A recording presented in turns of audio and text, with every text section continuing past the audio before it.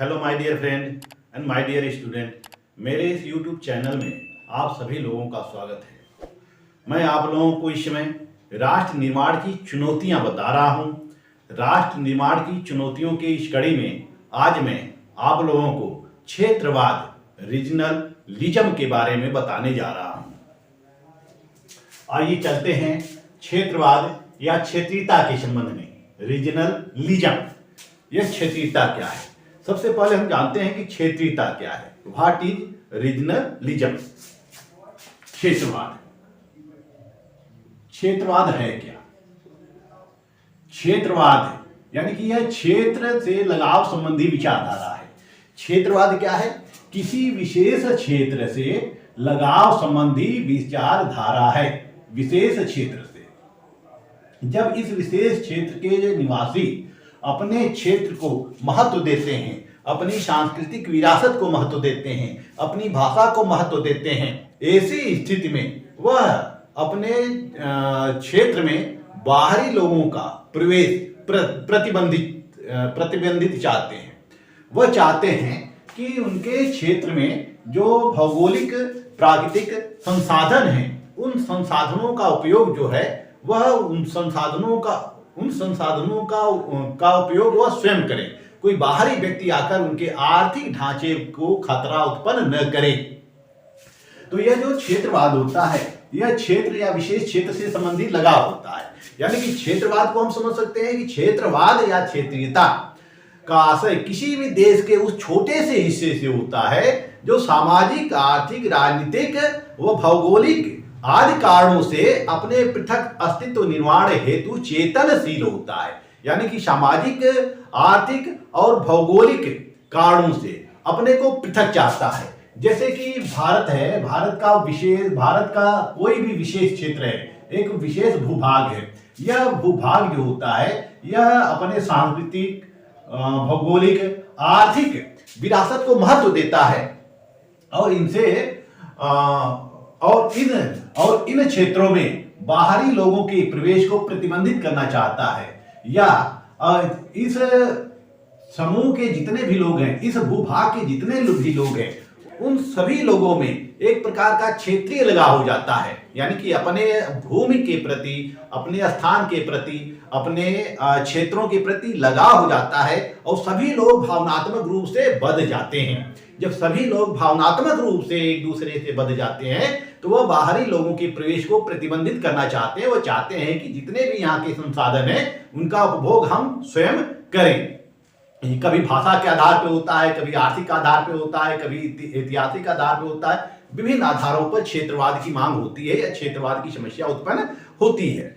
सामान्य अर्थों में हम समझ सकते हैं कि क्षेत्रवाद किसी विशेष क्षेत्र की उस स्थिति का बोधक होता है जिसके माध्यम से उस क्षेत्र के लोग अपने को संदर्भित क्षेत्र के विकास के लिए पृथक पहचान स्थापित करके अपने मजबूत अस्तित्व के निर्माण हेतु राजनीतिक, आर्थिक और सामाजिक शक्तियों में इजाफा करना चाहते हैं।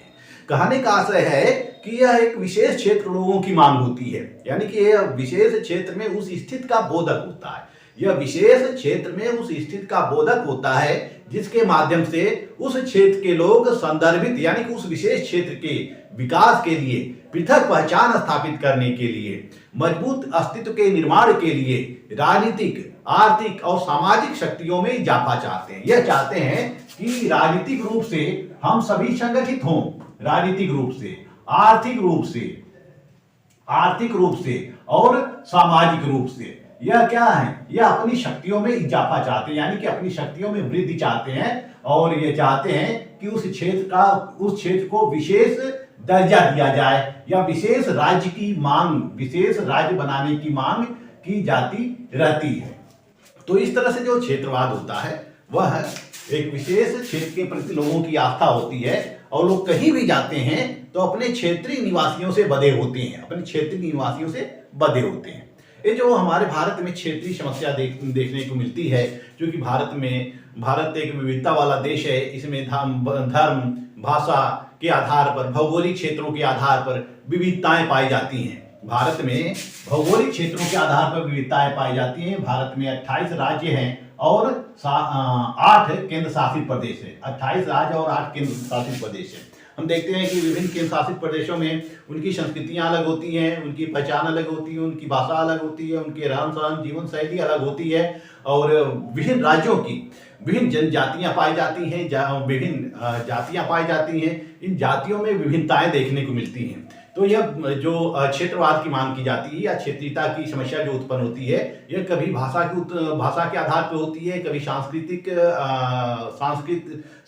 आधार पर होती है, कभी आर्थिक आधार पर होती है, कभी भौतिक आधार पर, कभी आर्थिक आधार पर होती है। तो विभिन्न कारणों से क्षेत्रवाद की समस्या उत्पन्न होती है, क्योंकि हमारे यहाँ भाषाई विविधता है। उत्तर के राज्यों की संस्कृतियां अलग हैं, दक्षिण के राज्यों की संस्कृतियां अलग हैं, पूर्वोत्तर के राज्यों की संस्कृतियां अलग है। तो इस तरह से हम देख सकते हैं कि हमारे क्षेत्र में जो विभिन्न भूभाग है, सभी भूभाग की अपनी अपनी अलग अलग संस्कृति है, अपनी अलग अलग भाषा है और अपनी अलग अलग पहचान है। तो ऐसे में क्षेत्रवाद की समस्या उत्पन्न होती है। अब आइए हम देखते हैं कि क्षेत्रवाद के कारण क्या है, क्यों क्षेत्रवाद उत्पन्न होता है। क्षेत्रवाद के कारण, आइए हम क्षेत्रवाद के कारणों को स्पष्ट करते हैं कि क्षेत्रवाद के कारण कौन कौन से होते हैं, क्यों क्षेत्रवाद की समस्या उत्पन्न होती है हमारे देश में। पहला कारण है प्रकृति प्रदत्त भिन्नताएं या भौगोलिक असमानताएं। प्रकृति प्रदत्त भिन्नताएं या भौगोलिक असमानताएं, हम देखते हैं कि जो प्राकृतिक रूप से हमारा जो देश है वह उस देश में काफी असमानताएं देखने को मिलती हैं। पूर्वोत्तर के राज्यों को ले लें, हम दक्षिण के राज्यों को ले लें, उत्तर के राज्यों के ले लें, पश्चिम के राज्यों को ले लें, तो इस तरह से हमारा जो भारत देश है उत्तरी भाग है, दक्षिणी भाग है, पश्चिमी भाग है, पूर्वोत्तर भाग है। ये चार भागों में हम जब डिवाइड कर लेते हैं तो हमारे भूभाग में काफ़ी असमानताएं देखने को मिलती हैं। कहीं पहाड़ी एरिया है, कहीं मैदानी एरिया है। तो इस तरह से विभिन्न भौगोलिक रूप से भिन्नताएं देखने को मिलती है। जब भौगोलिक रूप से भिन्नताएं देखने को मिलती है तो उनकी संस्कृतियां भिन्न होती है, उनकी भाषा भिन्न होती है, उनके रहन सहन भिन्न होते हैं, उनके बोल चाल भिन्न होते हैं, यानी कि उनकी संस्कृति ही अलग होती है। तो संस्कृतियों के आधार पर अपनी संस्कृति को, अपनी भाषा को, अपनी लिपि को संरक्षित करने के लिए मांग करते हैं, सरकार के द्वारा मांग करते हैं और अलग क्षेत्र बनाए जाने की मांग करते हैं। जैसे कि भाषाई के आधार पर विभिन्न क्षेत्रों का गठन किया जाता रहा है, भाषा के आधार पर विभिन्न क्षेत्रों का गठन किया जाता रहा है, जाति के आधार पर विभिन्न क्षेत्रों का गठन किया जाता रहा है। तो इस तरह से भौगोलिक कारणों से विभिन्न क्षेत्रों का गठन किया जाता रहा है। तो प्रकृति प्रदत्त भिन्नताएं होती हैं या भौगोलिक असमानताएं होती हैं। इन भौगोलिक असमानताओं के आधार पर वहाँ के क्षेत्रवासी जो होते हैं अलग प्रांत बनाने की मांग करने लगते हैं। प्रशासन द्वारा संसाधनों की समान वितरण का अभाव, कभी कभी ऐसा देखा जाता है कि प्रशासन द्वारा संसाधनों का समान वितरण नहीं हो पाता है। जो हमारी केंद्रीय सरकार होती है, वह केंद्रीय सरकार किसी राज्य को अधिक धन का अनुदान कर देती है, किसी राज्य को कम धन का अनुदान कर देती है। यह प्रायः उस समय देखने को मिलता है जब राज्य में विरोधी पार्टी की सरकार होती है। केंद्र में दूसरी पार्टी की सरकार है, राज्य में दूसरी पार्टी की सरकार है। तो संसाधनों के वितरण में काफी असमानताएं देखने को मिलती हैं। जिस पार्टी की केंद्र में भी सत्ता होती है और राज्यों में भी उसी पार्टी की सत्ता होती है, तो ऐसी स्थिति में केंद्र और राज्य के बीच संतुलन कायम रहता है। लेकिन जब भिन्न पार्टी की सरकार होती है तो असंतुलन कायम हो जाता है, संसाधनों के वितरण का अभाव होता है। तो इस आधार पर भी जो राज्य सरकारें हैं या जो राज्यों के द्वारा यह मांग उठाई जाती है कि केंद्र सरकार उनके साथ पक्षपात कर रही है, उनको वित्तीय अनुदान नहीं दे रही है, उनको विभिन्न संसाधन उपलब्ध नहीं करा रही है, ऐसे में यह राज्य पृथक होने की मांग करने लगते हैं, यह क्षेत्र जो है पृथक होने की मांग करने लगते हैं।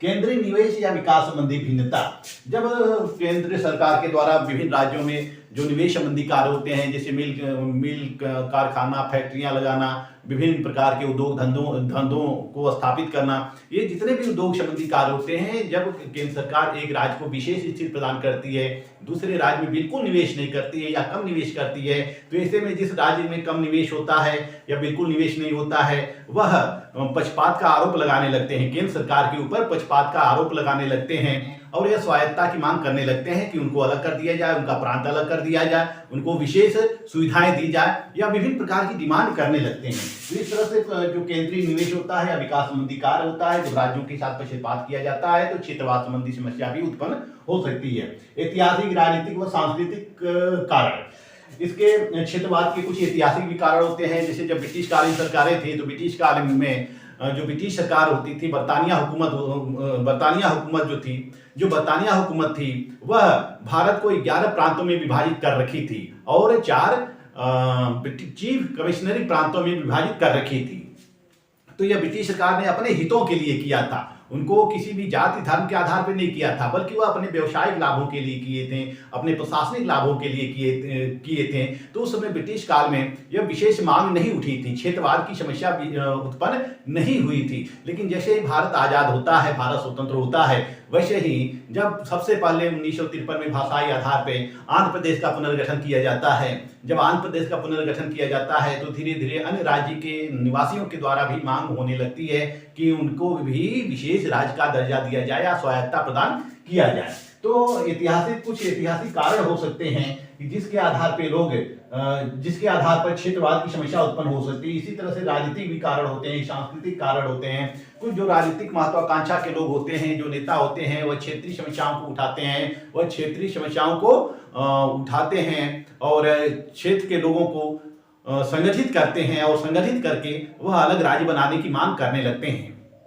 जिसको मैं आगे बताऊंगा कि कैसे कैसे अलग राज्य बनता है। सांस्कृतिक कारण भी हो सकता है, लोगों की संस्कृतियां अलग हो सकती हैं, धर्म भाषा लिपि अलग हो सकती है। तो इस आधार पर भी लोग स्वायत्तता की मांग कर सकते हैं, यानी कि अलग क्षेत्र स्थापित करने की मांग कर सकते हैं। भाषाई विविधता देखी जाती है हमारे देश में कि विभिन्न भाषाएं हैं। भारतीय संविधान के द्वारा 22 भाषाओं को संवैधानिक मान्यता प्रदान की गई है। 8वीं अनुसूची में 22 भाषाओं को मान्यता प्रदान की गई है। तो भाषाई आधार पर भी राज्यों का गठन होता रहा है। उस भाषा के लोग अपने अपनी अस्तित्व की सुरक्षा के लिए, अपने राज्य की सुरक्षा के लिए, क्योंकि भाषाई बहुलता होती है, तो भाषाई बहुलता के कारण वह क्षेत्र अलग राज्य बनाने की मांग करने लगते हैं, अलग क्षेत्र की मांग करने लगते हैं। इसी तरह से हम जाति की भूमिका को भी देख सकते हैं, जैसा कि रजनी कोठारी करते हैं। रजनी कोठारी का कहना है कि भारतीय राजनीति में जात की क्षेत्रवाद के संबंध में बहुत अधिक भूमिका नहीं होती है, जाति के संबंध में बहुत अधिक भूमिका नहीं होती है। लेकिन जिन क्षेत्रों में लोग आर्थिक रूप से पिछड़े होते हैं, सामाजिक और सांस्कृतिक रूप से पिछड़े होते हैं, उसमें जातियां प्रमुख भूमिका निभा सकती हैं। जैसे कि अनुसूचित जातियां, अनुसूचित जनजातियां, यानी कि विभिन्न एससी और एसटी कास्ट के जो लोग होते हैं, वह पृथक राज्य की मांग करने लगते हैं, या जनजातीय आधार पर राज्यों के गठन की मांग करने लगते हैं। नेताओं की राजनीतिक महत्वाकांक्षा भी क्षेत्रवाद को जन्म देती है। कुछ ऐसे नेता होते हैं जो क्षेत्रीय समस्याओं को उठाते हैं, लेकिन साथ ही साथ उनका ये राजनीतिक स्वार्थ होता है कि उनकी राजनीति जिंदा रहे। और जब अलग क्षेत्र का गठन हो जाएगा, क्षेत्रीयता के आधार पे पुनर्गठन राज्य का हो जाएगा, तो वह राजनीति में महत्वपूर्ण भूमिका निभा सकते हैं। तो नेताओं की जो राजनीतिक महत्वाकांक्षा होती है, यह भी क्षेत्रवाद को जन्म देती है, क्षेत्रीय समस्या को जन्म देती है। आइए हम चलते हैं क्षेत्रवाद के दुष्परिणाम की तरफ। क्षेत्रवाद का दुष्परिणाम क्या होता है? जब हमारे भारत में क्षेत्रीयता संबंधी विवाद उत्पन्न हो जाते हैं, क्षेत्रीयता संबंधी समस्याएं उत्पन्न हो जाती हैं, तो इसके दुष्परिणाम हमें देखने को मिलते हैं। जैसे पहला, देश की अखंडता को चुनौती। देश की अखंडता को चुनौती। क्षेत्रवाद संबंधी समस्या उत्पन्न होने पर देश की अखंडता और संप्रभुता को खतरा उत्पन्न होता है। इसमें जब क्षेत्रीय समस्याएं उत्पन्न होती हैं, तो राष्ट्र की एकता व अखंडता का जो स्थान होता है, जो महत्व होता है, उसको गौण कर दिया जाता है। लोग देश की एकता के बारे में नहीं सोचते, देश की अखंडता के बारे में नहीं सोचते हैं, राष्ट्र की संप्रभुता के बारे में नहीं सोचते हैं। वह अलग अस्तित्व की मांग करने लगते हैं, और जब अलग अस्तित्व की मांग करने लगते हैं तो पृथकतावादी आंदोलन शुरू हो जाता है, जिससे राष्ट्र की अस्मिता को चुनौती उत्पन्न होती है। क्षेत्र विशेष का जो होता है, वो संघ सरकार के प्रति या केंद्र सरकार के प्रति केंद्र सरकार से नीतियों का भरोसा हो जाता है। वह केंद्रीय सरकार की नीतियों को मानने के पक्ष में नहीं होते हैं। उनका विश्वास उत्पन्न होता है केंद्र सरकार में, क्योंकि उनको लगता है कि केंद्र सरकार हमारे साथ पक्षपात कर रही है और हमको पर्याप्त संसाधन उपलब्ध नहीं करा रही है, हमें सुविधाएं नहीं दे रही है, हमें अनुदान नहीं दे रही है। तो ऐसे में वो केंद्र के ऊपर आरोप लगाने लगते हैं, और केंद्र और राज्य के मध्य संघर्ष शुरू हो सकता है। फिर केंद्र और राज्य के मध्य संघर्ष उत्पन्न हो सकता है। नेक्स्ट है नए राज्यों की मांग। जब नए राज्यों की मांग,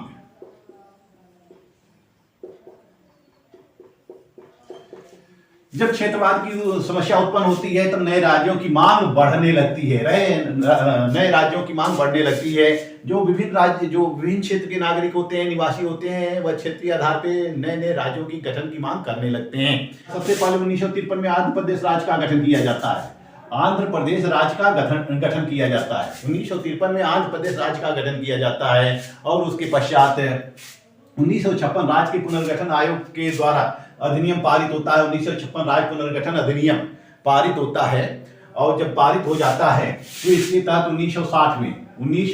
1960 में बंबई को विभाजित करके दो राष्ट्र बनाए जाते हैं। बंबई को विभाजित करके दो राष्ट्र बनाए जाते हैं। बंबई को विभाजित करके महाराष्ट्र और गुजरात राज्य बनाया जाता है। इसी तरह से 1966 में पंजाब को विभाजित करके पंजाब और हरियाणा राज्य बनता है।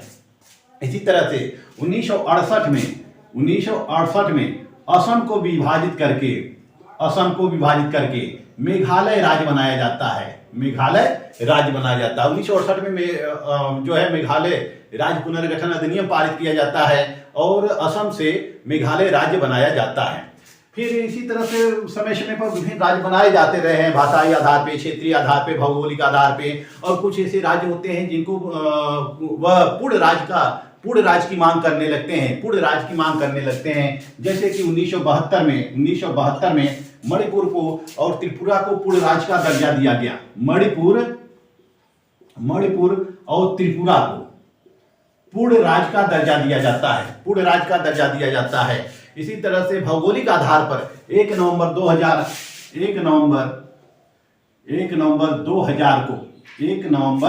2000 को मध्य प्रदेश से छत्तीसगढ़ राज्य बना।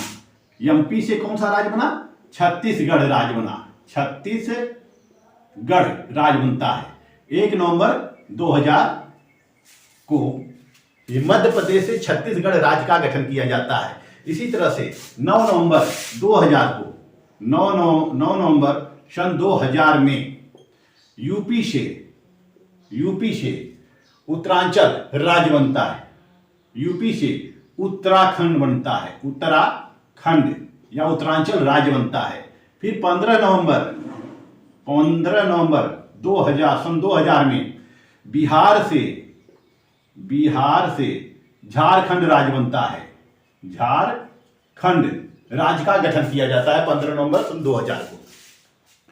फिर 2013 में संसद में फिर अधिनियम पारित होता है। 2013 में संसद में एक अधिनियम लाया जाता है कि आंध्र प्रदेश राज्य पुनर्गठन अधिनियम 2013 में लाया जाता है और 18 फरवरी 2014 को यह पारित होता है। 18 फरवरी 2014 को यह पारित हो जाता है और 2014 में तेलंगाना राज्य की घोषणा कर दी जाती है और 2 जून 2014 को तेलंगाना राज्य का गठन कर दिया जाता है। तेलंगाना जो राज्य होता है वो 2014 में 29वां राज्य बनता है। तो इस तरह से समय पर एक प्रदेश से नए प्रदेशों का गठन किया जाता रहा है। इसके अलावा राज्य के निवासियों के द्वारा क्षेत्रीयता के आधार पर, भौगोलिक आधार पर, आर्थिक आधार पर नए नए राज्यों के गठन की मांग आज भी चली आ रही है। जैसे कि उत्तर प्रदेश में पूर्वांचल राज्य बनाने की मांग चली आ रही है।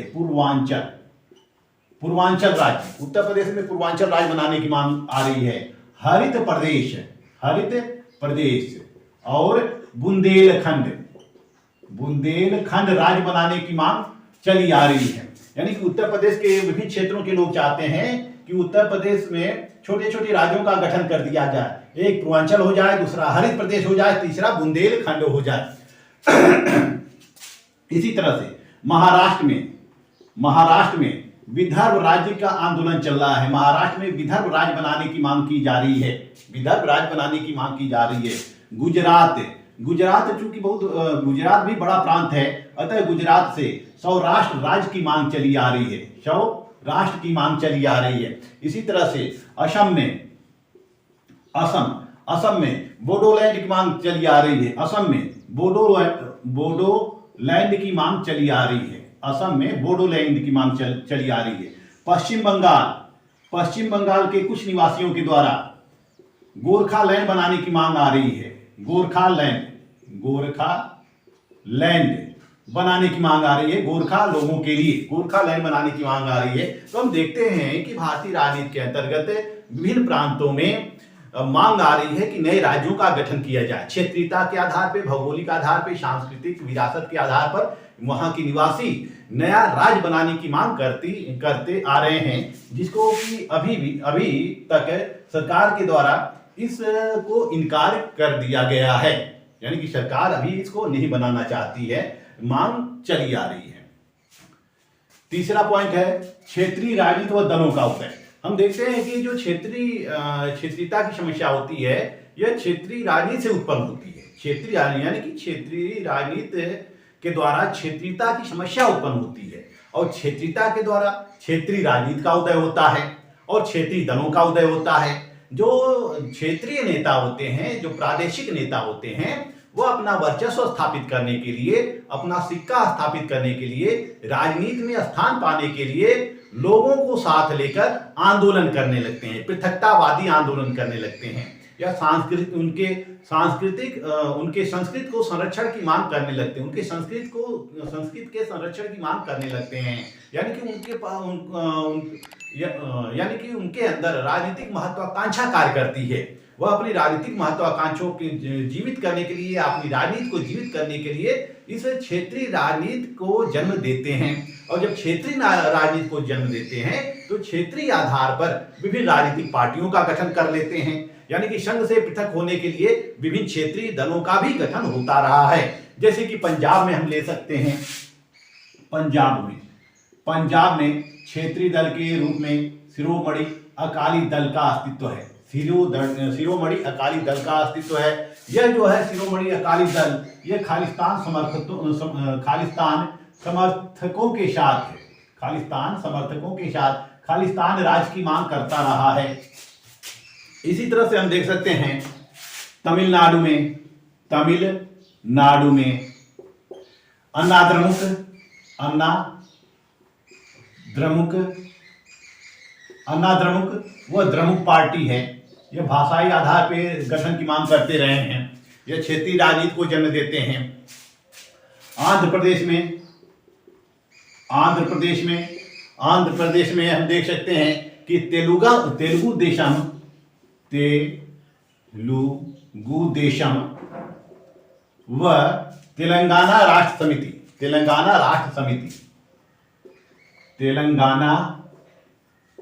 राष्ट्र समिति टीआरएस के जो लीडर होते हैं के चंद्रशेखर राव, यह तेलंगाना राष्ट्र समिति का गठन करते हैं। और जब तेलंगाना राज्य स्थापित होता है तो तेलंगाना के चंद्रशेखर राव प्रथम मुख्यमंत्री होते हैं। हम जम्मू कश्मीर में भी देख सकते हैं, जम्मू कश्मीर में भी यह मुद्दा उठता रहा है। जम्मू कश्मीर में नेशनल कॉन्फ्रेंस, यह जम्मू कश्मीर को अलग करने की मांग करता है। नेशनल कॉन्फ्रेंस जम्मू कश्मीर को अलग करने की मांग करता है। इसी तरह से हम यूपी में देख सकते हैं, यूपी में समाजवादी पार्टी, इसी तरह से यूपी में देख सकते हैं समाजवादी। बिहार में हम देख सकते हैं, बिहार में राष्ट्रीय जनता दल है, राजद, राष्ट्रीय जनता दल आरजेडी। उड़ीसा में देख सकते हैं, उड़ीसा में बीजू जनता दल है, बीजू जनता दल है। उड़ीसा में बीजू जनता दल है। असम में हम ले सकते हैं, असम में जो क्षेत्रीय पार्टी है, असम गण परिषद, यह क्षेत्रीय आधार पर असम को अलग राज्य बनाने की मांग करता रहा है, स्वायत्ता की मांग करता रहा है। इसी तरह से महाराष्ट्र में हम शिवसेना को ले सकते हैं, या महाराष्ट्र नवनिर्माण सेना को ले सकते हैं। महाराष्ट्र नवनिर्माण सेना, ये विभिन्न पार्टियों को ले सकते हैं कि क्षेत्रीय राजनीति में क्षेत्रीय दलों का जन्म, क्षेत्रीय राजनीति के अंतर्गत दलों का उदय हुआ है, क्षेत्रीय दलों का उदय हुआ है। तो ये विभिन्न क्षेत्रीय दल जो है यह राष्ट्रीय एकता के लिए खतरा उत्पन्न कर सकते हैं, राष्ट्र की संप्रभुता को खतरा उत्पन्न कर सकते हैं। यानी कि क्षेत्रीय दलों का जब उदय हो जाता है तो वह क्षेत्रीय आधार पर स्वायत्ता की मांग करने लगते हैं, अलग राज्य की मांग करने लगते हैं। नेक्स्ट पॉइंट पर आते हैं, भूमिपुत्र की अवधारणा का जन्म। भूमिपुत्र की अवधारणा का जन्म, या जिसको हम कहते हैं son of soil, son of soil की अवधारणा का जन्म। क्षेत्रीयता के संकट ने भूमिपुत्र की अवधारणा को जन्म दिया है, यानी कि सन ऑफ सॉयल को जन्म दिया है। सन ऑफ सॉयल जिसको कहते हैं, यह सन ऑफ सॉयल की थ्योरी क्या है? जब कुछ विशेष क्षेत्र के लोगों द्वारा जब आर्थिक आधार पर आर्थिक भौगोलिक संसाधनों पर सिर्फ और सिर्फ अपना अधिकार स्थापित करना चाहते हैं, यानी कुछ विशेष क्षेत्र के लोग, जो विशेष क्षेत्र के लोग होते हैं राज्य के, इसके भौगोलिक और आर्थिक संसाधनों पर सिर्फ और सिर्फ अपना नियंत्रण स्थापित करना चाहते हैं, अपना अधिकार स्थापित करना चाहते हैं। जिस क्षेत्र में उसका जन्म हुआ हो, इन क्षेत्र में इनका जन्म हुआ है, और इस जन्म के आधार पर, आनुवंशिकता के आधार पर इस क्षेत्र पर अपना अधिकार स्थापित करना चाहते हैं। यानी कि इसके आर्थिक संसाधनों पर, भौगोलिक संसाधनों पर, प्राकृतिक संसाधनों पर अपना अधिकार स्थापित करना चाहते हैं, और बाहरी या अन्य प्रांत के लोगों का प्रवेश प्रतिबंधित करना चाहते हैं, चाहे वह रोजगार के क्षेत्र में हो, चाहे व्यवसाय के क्षेत्र में हो। तो राजनीति के अंतर्गत उनको सन ऑफ सॉयल की संज्ञा दी जाती है, यानी कि भूमिपुत्र की अवधारणा का जन्म होता है तब। तो राजनीति के अंतर्गत उनको भूमिपुत्र कहा जाता है, यानी कि भूमिपुत्र की अवधारणा का आशय यह है कि किसी राज्य अथवा क्षेत्र के निवासियों द्वारा उस राज्य में बसने और रोजगार प्राप्त करने आदि के संबंध में विशेष संरक्षण की मांग की जाए, विशेष संरक्षण की मांग की जाए। और इस मांग के साथ यह बात जुड़ी होती है कि जब तक उस क्षेत्र के सभी निवासियों को, मूल निवासियों को रोजगार प्राप्त न हो जाए, तब तक उस क्षेत्र में किसी बाहरी व्यक्ति को रोजगार नहीं दिया जाए। जैसे महाराष्ट्र में शिवसेना ने मांग उठाई थी, महाराष्ट्र में शिवसेना ने ऐसी मांग उठाई थी। और इसी तरह से असम गण परिषद ने ऐसी मांग उठाई थी, असम गण परिषद ने ऐसी मांग उठाई थी। महाराष्ट्र में शिवसेना का कहना था कि बाहरी व्यक्तियों का प्रवेश जो है वंचित, बाहरी व्यक्तियों का प्रवेश प्रतिबंधित कर दिया जाए, और जितने राज्य में जितने भी संसाधन हैं, जितनी भी नौकरियां हों, चाहे वह केंद्रीय नौकरियां हैं, उसमें राज्य के लोगों को वरीयता दिया जाना चाहिए। इसी तरह से असम गण परिषद ने असम में यह मांग उठाई थी कि यहाँ के संसाधनों का उपभोग केवल असम के लोग कर सकते हैं, बाहरी लोग नहीं कर सकते हैं। यहाँ की जितनी भी केंद्रीय नौकरियां हैं, जितनी भी केंद्रीय नौकरियां हैं, चाहे वह डाक हो, चाहे वह संचार के क्षेत्र में हो, चाहे वह रेल के संबंध में हो, यानी कि रेलवे विभाग के संदर्भ में हो, केवल असम में केवल असम के लोगों को ही स्थान दिया जाना चाहिए।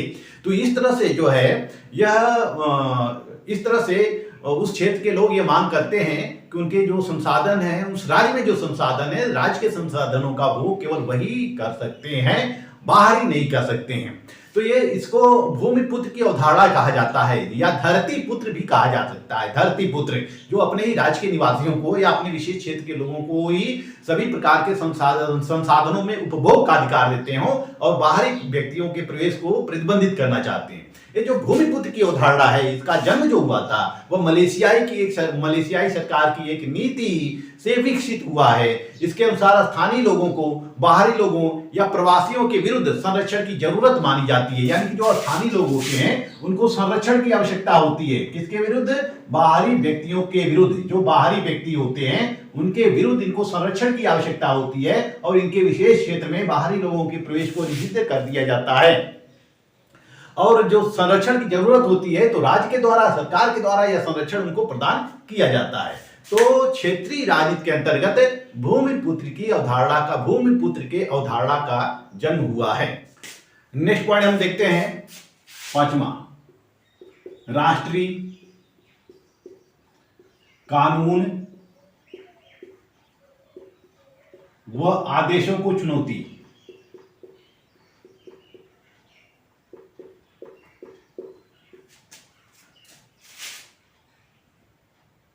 ये जो क्षेत्रवाद की समस्या होती है या क्षेत्रीयता की समस्या होती है, तो क्षेत्र के लोग जब क्षेत्रीयता की समस्या उत्पन्न होती है तो क्षेत्र के लोग राष्ट्रीय कानूनों और आदेशों का अवहेलना करते हैं। वह राष्ट्र के कानूनों को नहीं मानते हैं, जो राष्ट्र के द्वारा जो आदेश दिए जाते हैं उनको नहीं मानते हैं। जैसे कि केरल में ऐसा एक बार हुआ था कि जो केंद्रीय कर्मचारियों की हड़ताल हुई थी, तो केंद्र सरकार ने राज्य सरकार को, जो उसमें मुख्यमंत्री थे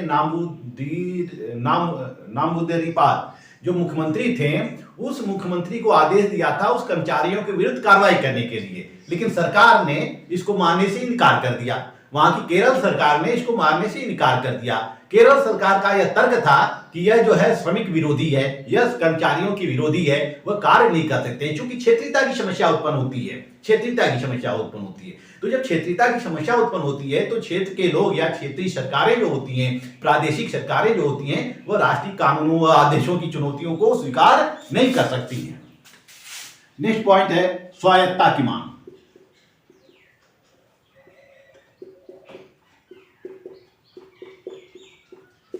स्वायत्तता की मांग, क्षेत्र के द्वारा स्वायत्तता की मांग भी की जाती है। क्षेत्रीय दलों के द्वारा, निवासियों के द्वारा केंद्र सरकार से उस क्षेत्र को स्वायत्त कर देने की मांग की जाती है या राज्य को स्वायत्त कर देने की मांग की जाती है। जैसे कि पंजाब में मास्टर तारा सिंह के नेतृत्व में, पंजाब में मास्टर तारा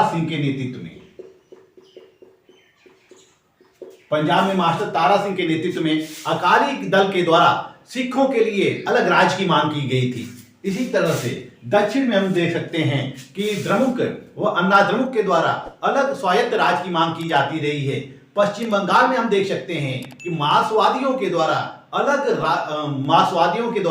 स्वायत्त राज्य बनाने की मांग की जाती रही है। जम्मू कश्मीर में हम देख सकते हैं, यानी कि जम्मू कश्मीर ने 26 जनवरी 2000 को राज्य स्वायत्तता समिति की रिपोर्ट को स्वीकार किया और इस आधार पे जम्मू कश्मीर ने भी स्वायत्त राज्य बनाने की मांग शुरू कर दी थी। तो इस तरह से देखते हैं कि क्षेत्रीय राजनीति ने स्वायत्तता की राजनीति को जन्म दिया है, स्वायत्तता के संकट को जन्म दिया है। राज्यों के द्वारा स्वायत्तता की मांग की जाती रही है। नेक्स्ट पॉइंट हम देखते हैं, 7वां पॉइंट हम देखते हैं विभिन्न राज्यों के आपसी झगड़े, यानी कि राज्यों के आपसी संघर्ष, राज्यों के मध्य संघर्ष।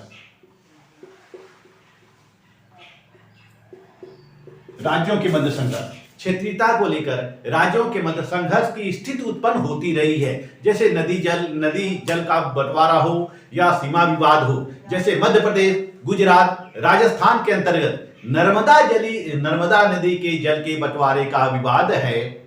मध्य प्रदेश, गुजरात और राजस्थान के अंतर्गत है। इसी तरह से पंजाब और राजस्थान के बीच ले सकते हैं तो भाखड़ा नांगल बांध से जो बिजली उत्पन्न होती है, तो बिजली सप्लाई न करने के संबंध में विवाद उत्पन्न होता है। राजस्थान सरकार यह आरोप लगाती है कि पंजाब सरकार उसको बिजली देने में बाधा उत्पन्न करती है। इसी तरह से कर्नाटक और तमिलनाडु के बीच हम ले सकते हैं कावेरी जल विवाद है, कावेरी नदी विवाद है, यानी कि नदी के जल के बंटवारे को लेकर विवाद उत्पन्न होता है। हम कर्नाटक और महाराष्ट्र के बीच दे सकते हैं कि कर्नाटक और महाराष्ट्र के बीच जमीन संबंधी विवाद है, यानी कि सीमा संबंधी विवाद है। पंजाब और हरियाणा के बीच भी सीमा संबंधी विवाद है, उनको चंडीगढ़ को लेकर विवाद है। पंजाब चंडीगढ़ को अपने में शामिल करना चाहता है, हरियाणा चंडीगढ़ को अपने राज्य में मिलाना चाहता है, अपनी राजधानी बनाना चाहता है। तो दोनों के बीच सीमा संबंधी विवाद हैं। असम और नागालैंड को ले सकते हैं, असम और नागालैंड में भी सीमा संबंधी विवाद उत्पन्न हुए हैं। तो इस तरह से क्षेत्रीयता के संकट ने सीमा विवाद को जन्म दिया है। विभिन्न संसाधनों के उपभोग के लिए विभिन्न संघर्षों को जन्म दिया है, जैसे नदी जल बंटवारा, सीमा संबंधी विवाद। हम नेक्स्ट पॉइंट पर आते हैं।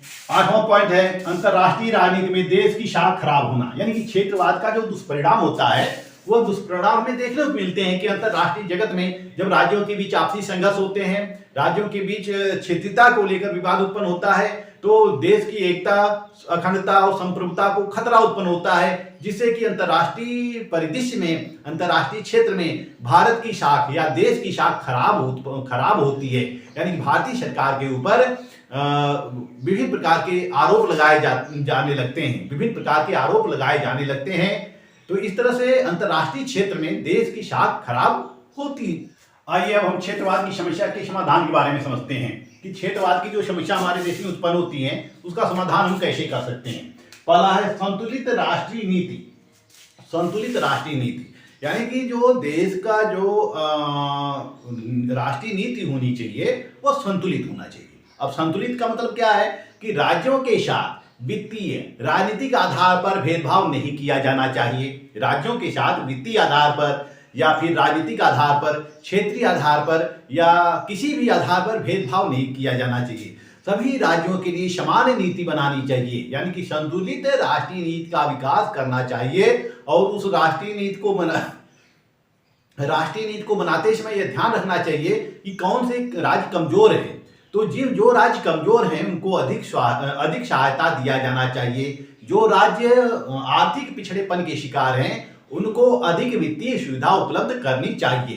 तो इस तरह से जब राष्ट्र के द्वारा, केंद्र सरकार के द्वारा संतुलित राष्ट्रीय नीति बनाई जाएगी तो क्षेत्रवाद की समस्या हल हो सकता है। इसी तरह से राज्यों में अस्थायी आधारभूत ढांचा का विकास करना चाहिए। अस्थायी आधारभूत ढांचा क्या होता है? जैसे कि सिंचाई की सुविधा है, कृषि की सुविधा है, बिजली की सुविधा है, यातायात, संचार, आवास, सड़क इत्यादि का विकास किया जाना चाहिए। यानी कि उस राज्य के अंतर्गत केंद्र सरकार के द्वारा जितनी भी आवश्यकताएं हैं सभी आवश्यकताएं दी जानी चाहिए और इस राज्य का या इस क्षेत्र का विकास किया जाना चाहिए। जब इस राज्य का विकास होगा तो जो राज्य के निवासी होंगे वो पृथकतावादी आंदोलन छोड़ देंगे।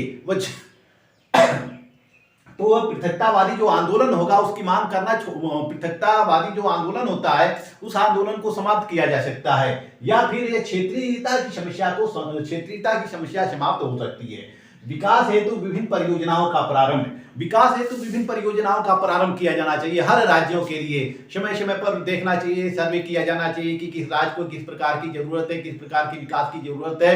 तो ऐसी स्थिति में राज्यों के द्वारा विकास परियोजनाएं लागू किया जाना चाहिए। और यह परियोजनाएं जो है, यह प्रक्रिया भी सरकार के द्वारा शुरू कर दी गई है। जैसे कि सूखा संभाव्य क्षेत्र कार्यक्रम TPAP, यानी कि सूखा क्षेत्रों के लिए यह कार्यक्रम चलाया जाता है। संभावित क्षेत्रों में जब सूखा पड़ता है, अकाल पड़ता है, आपदा होती है तो उसके लिए यह परियोजनाएं चलाई जाती हैं। मरु विकास कार्यक्रम, मरुस्थल के लिए मरु विकास कार्यक्रम चलाया जाता है। मरु विकास कार्यक्रम DDP चलाया जाता है।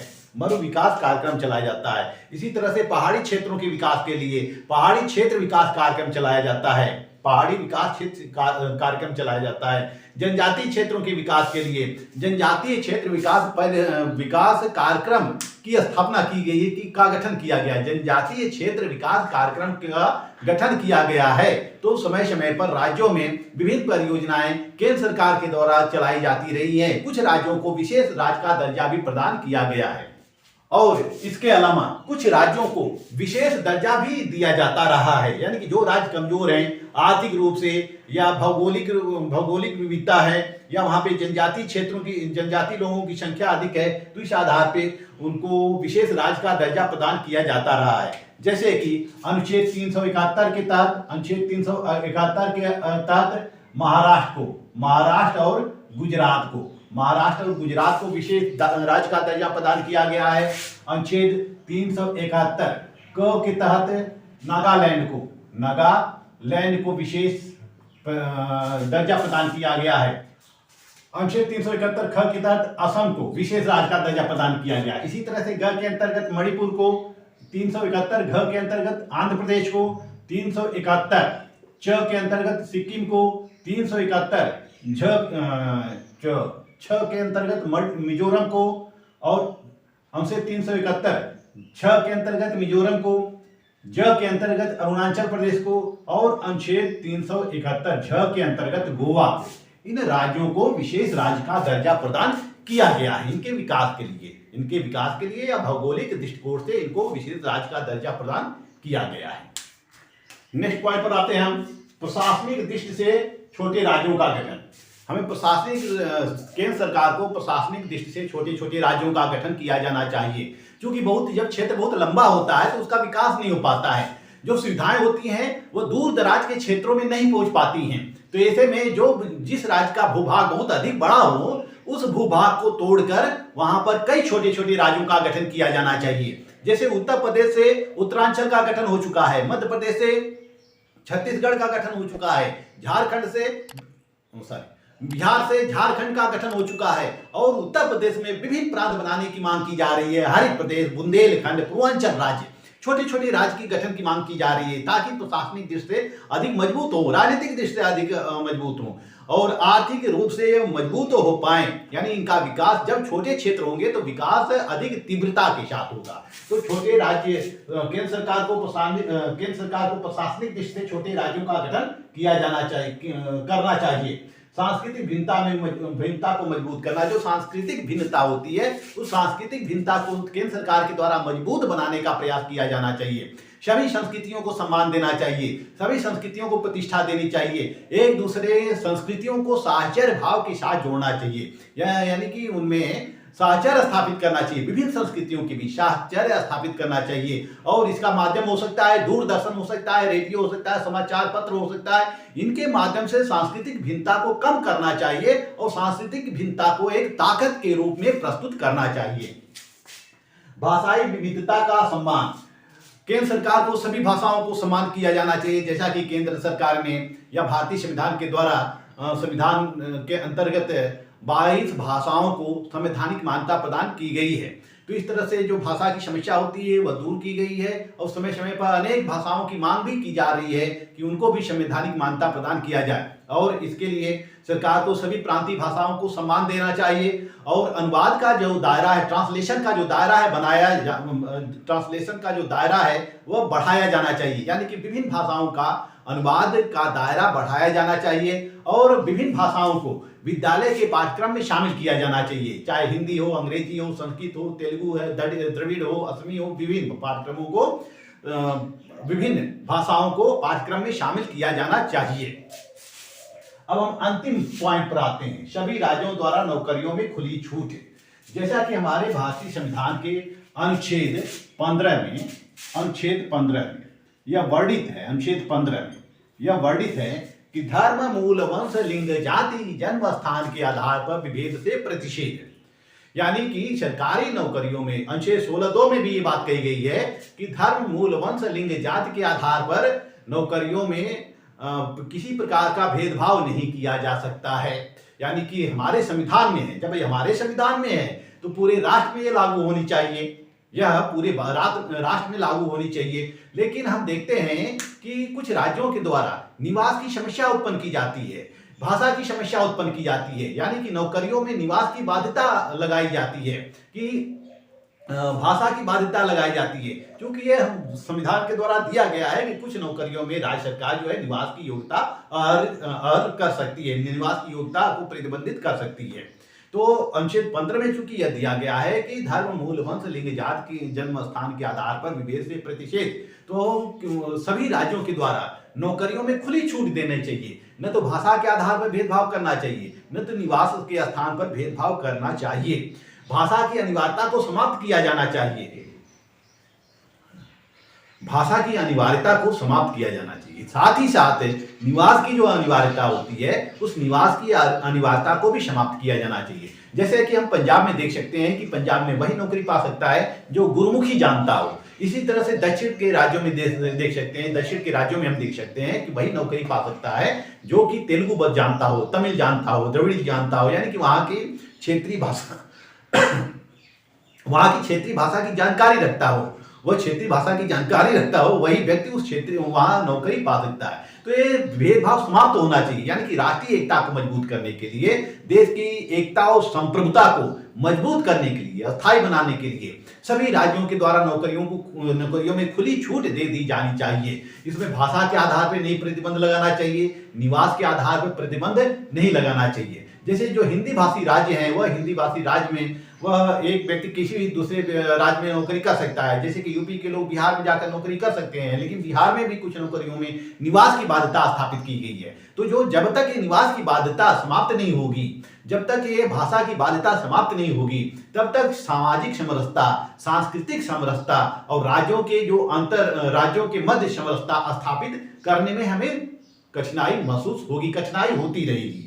तो इसलिए सबसे अच्छा सुझाव यह हो सकता है कि जो केंद्रीय नौकरियों के साथ साथ, केंद्रीय नौकरियों में तो सभी लोगों को समानता दी जाती है, लेकिन राज्य की जो नौकरियां होती हैं उस राज्य की नौकरियों में भी सभी राज्य जो होते हैं हर राज्यों के नागरिकों की भर्ती करें। तो इससे क्या होता है, इससे सांस्कृतिक समरसता, भाषाई समरसता स्थापित हो सकती है। तो इस तरह से हम विभिन्न उपायों के द्वारा क्षेत्रवाद की समस्या को दूर कर सकते हैं। इस वीडियो में मैंने आप लोगों को क्षेत्रवाद क्या है, क्षेत्रवाद के कारण क्या हैं, क्षेत्रवाद की समस्या क्या होती है या क्षेत्रवाद की दुष्परिणाम क्या होते हैं, क्षेत्रवाद को दूर करने के कौन कौन से उपाय हम कर सकते हैं इत्यादि, इन क्षेत्रवाद को दूर करने के क्या उपाय किए जा सकते हैं या क्षेत्रवाद की समस्या का समाधान हम कैसे कर सकते हैं, इसको मैंने विस्तार पूर्वक बताया। मेरा वीडियो आप लोगों को अच्छा लगे तो मेरे वीडियो को लाइक, सब्सक्राइब और शेयर करते रहिएगा। मिलते हैं अगले वीडियो में नए टॉपिक के साथ, तब तक के लिए धन्यवाद।